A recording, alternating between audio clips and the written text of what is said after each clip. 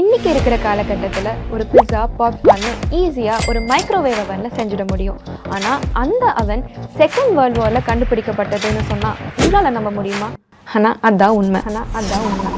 1945 ரேத்தேன் அமெரிக்க பாதுகாப்பு படையில் வேலை செஞ்சுட்டு இருந்த என்ஜினியர் பர்சி ஸ்பென்சர் தன்னுடைய பாக்கெட்டில் இருக்கிற சாக்லேட் அவர் பக்கத்தில் இருக்கிற காந்த லைசி, அதாவது ஆக்டிவ் மேக்னட்ரான் மூலயமா உருகிறத கவனிக்கிறாரு. இதை தொடர்ந்து எக்ஸ் பாப்கார்ன் எல்லாம் வச்சு டெஸ்ட் பண்ணி சூடான நுண்ணலைகள் மூலமா ஃபுட் குக் பண்ண முடியுன்றதை கண்டுபிடிக்கிறாரு. ஸ்பென்சர் மற்ற இன்ஜினியர்ஸோட சேர்ந்து டைரக்ட் மைக்ரோவேவ் எனர்ஜி கிடைக்கிற ஒரு மெட்டல் பாக்ஸை கிரியேட் பண்றாங்க.